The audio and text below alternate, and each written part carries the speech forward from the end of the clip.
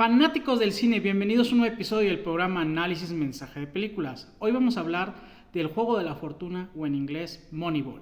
Vamos con todos los mensajes. El problema que tratamos de resolver es que hay equipos ricos y hay equipos pobres. Luego hay 15 metros de basura y estamos nosotros. Es un juego injusto. Y ahora nos destriparon. Somos el perro más débil de la jauría. Debemos pensar diferente. Palabras de Jimmy, el gerente general de Oakland, a sus subordinados, quienes no estaban listos para escuchar eso y estaban tan aferrados a sus creencias y patrones limitantes que dicho discurso les entró por un oído y les salió por el otro. Y bueno, hay un fracaso endémico en el juego para entender lo que realmente ocurre, y estas personas que dirigen los equipos de ligas mayores malinterpretan a los jugadores y dirigen mal a sus equipos. Los gerentes piensan en términos de comprar jugadores. Sus objetivos deberían ser comprar victorias. Para comprar triunfos deben comprar quien anote. Explicación que le dio Pete a Jimmy de por qué recomendó que no aceptaran el cambio que les proponía de Damon por García. ¡Wow! Este Pete sí que rompe paradigmas y sobre todo que este era su primer trabajo y qué bien que lo hace. Y bueno, a veces vas por una cosa y encuentras otra. Billy había ido a ver a los Cleveland Indians a buscar jugadores, pero justo la persona que evitó que se llevara jugadores de Cleveland fue a quien se terminó llevando del equipo. Le hizo una prueba final preguntándole que si lo hubiera elegido en primera ronda como sucedió en la vida real. Pete primero trató de ser políticamente correcto, diciendo que sí, que lo hubiera agarrado en primera ronda.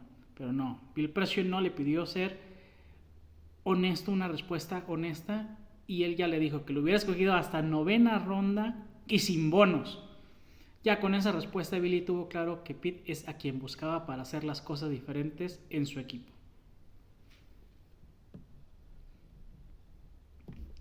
De los 20,000 jugadores que consideramos, creo que hay un equipo campeón de 25 jugadores que podemos pagar porque todos los demás los subestiman. Son como una isla de juguetes descartados. Wow. Así como en Cleveland pudo analizar todos los números para saber por qué no era bueno aceptar a Damon, ahora Pete analiza los números para saber cuáles son los jugadores correctos para Oakland y de acuerdo al presupuesto que tiene ese equipo. Muchachos, creo que debemos recordar quién es el jefe. Él no le rinde cuentas a nadie, excepto al dueño y a Dios. No tiene que rendirnos cuenta a nosotros sugerimos, pero él es quien decide.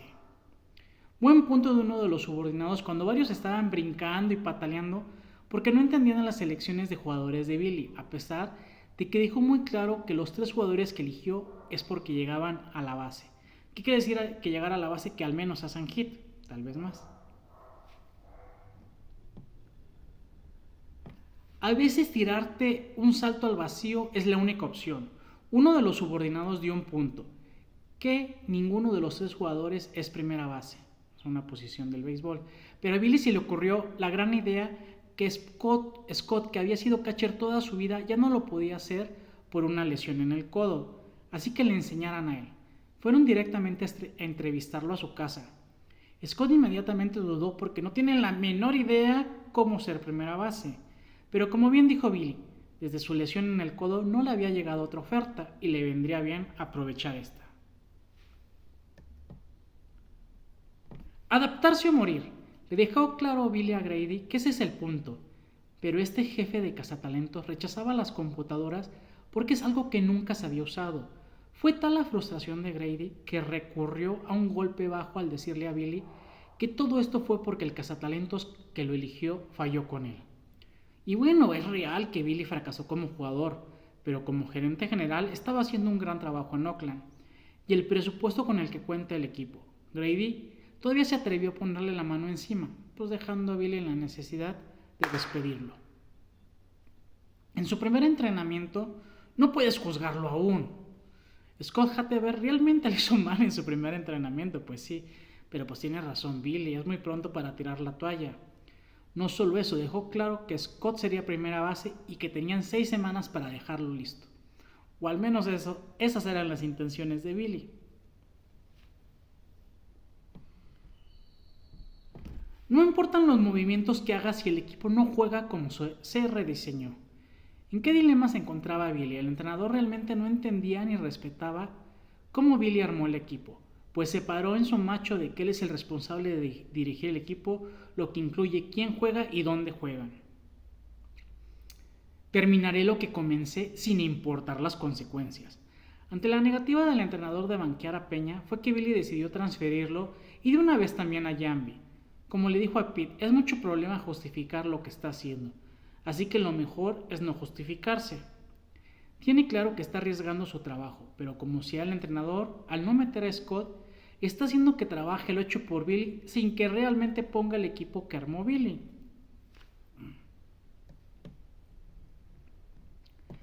Parte importante de ser un gran líder es identificar otros líderes y delegarles responsabilidades. Billy tuvo una plática honesta con David Justice explicando que no le pagaba por el jugador que era, sino por el jugador que es, que hoy no puede tener los números que antes tenía, pero puede ser un líder para los jugadores de Oakland. Casi inmediatamente Justice se acercó a Scott y lo ayudó a confrontar y atravesar sus miedos. De hecho, esa plática con Justice no fue la única. Billy antes tenía el hábito de no convivir con los jugadores porque esto le facilitaba cuando tenía que despedirlos. Pero decidió darle un giro de 180 grados, aprovechar que fue jugador y no convivir con ellos solo por convivir, sino hablar con ellos para que pudieran aprovechar sus virtudes y limitar sus errores, lo que hizo que el equipo comenzara a tener victorias.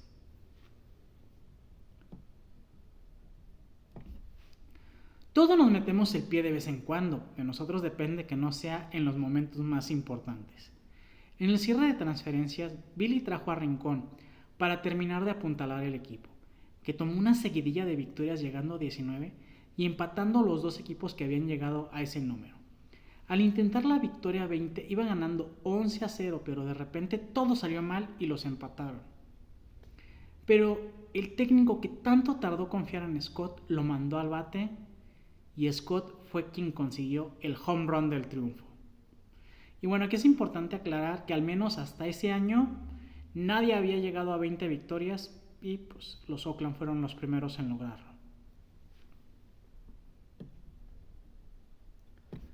A veces la mejor forma de explicar algo es mediante una metáfora. A pesar de que Oakland rompió la racha de victorias en temporada regular, sucedió que en el final de conferencia perdieron ante los Mellizos de Minnesota.